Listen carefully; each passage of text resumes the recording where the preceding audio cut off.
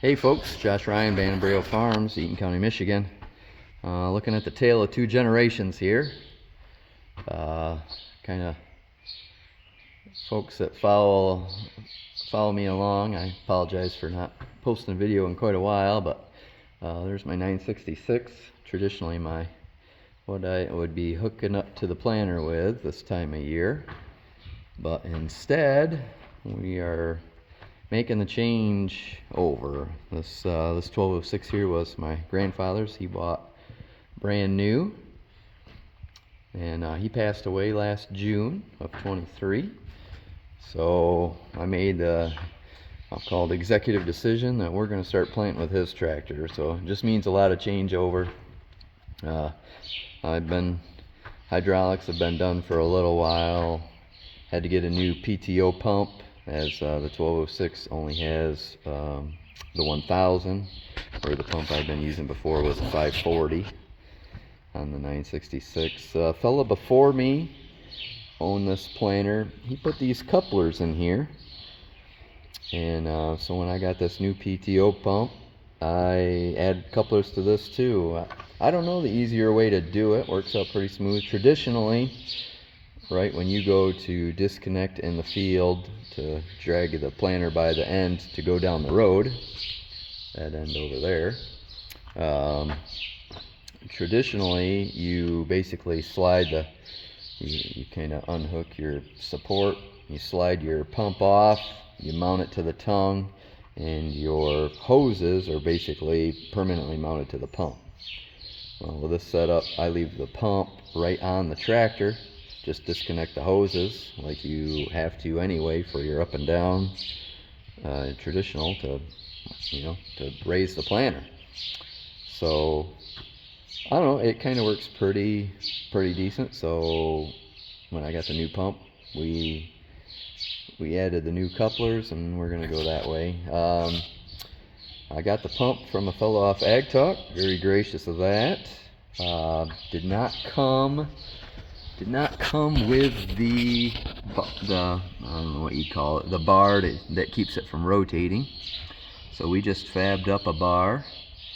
It's just some 1/4 inch steel, and then rather than using the mounts that came with the factory to mount to the drawbar that you bolt to, we just put a little piece of chain on there from Tractor Supply. I think that's their, it's called like 2-0 or something like that. I don't exactly know how to refer to it, but I can tell you a 3/8 bolt fits through it quite nicely, and that all worked out extremely well, and pretty quick to get it on and off that way. Not that you need to, because now we only pull it off once per season. So yep, had to do that. Today was a big day for moving electrical over. We got electrical wires and stuff, the connector that we use for the air compressor for the air system. I just use these bigger connectors that you can get at I don't know, it was either TSC or Family Farm and Home. You get these together. You cannot crimp the inside of these babies with just a standard hand crimper. I use like a fencing tool, but it's going to be something that's like bolt cutter style. I know they got crimpers specifically made, heavy duty crimpers like bolt cutter style, but I just use a swedging tool, and you can pick the right hole and you can get her done.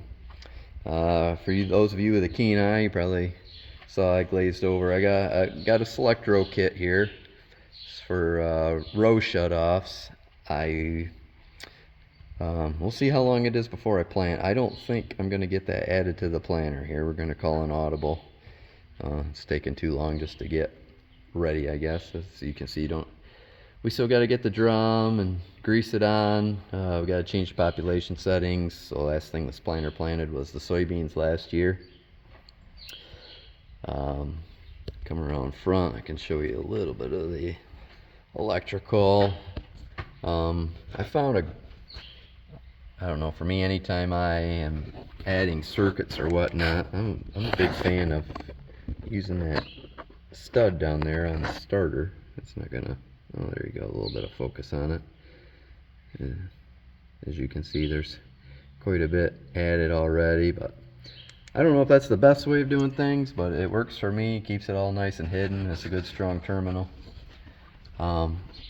And both on my 9, and so I kind of duplicated on the 12, but behind this, I don't know what this is referred to. I call this kick plate here, right between the clutch and the brake pedals.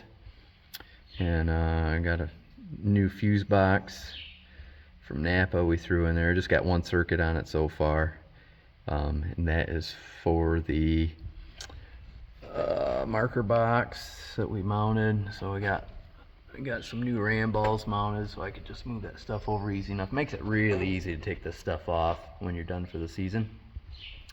There's our monitor. I got another ram ball. I'm hoping to add I got a Tremble 250. In the future we'll probably maybe get an additional antenna, have it all set up ready to go, so I can just transfer it from the 15 up there on top to this tractor for when we're planting. I'm getting a little more confidence in that. Traditionally I've only planted beans and done spraying with it, but I think you can plant corn with it and be okay, and I'm sure a lot of you fellows out there do. But anyway, behind this kick plate, it's just a great place to hide all the wiring. Once you get this thing up and bolted on, just bolts on up there, and slides in place, and it just hides all the stuff. We added a switch for the compressor, a switch to give power to the marker box and the monitor.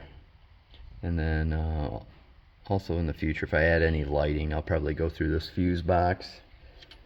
This is, I haven't tackled that yet, but definitely want to get some new lights on the old girl.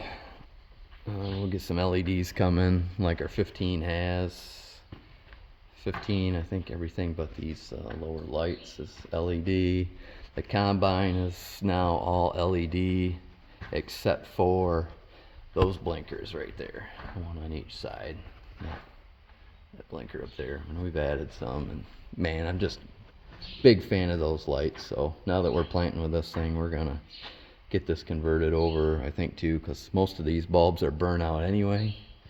So we'll get them coming. I don't think this is I don't think these lights on the front here were stock. Looks like something George, my grandpa, would have maybe added.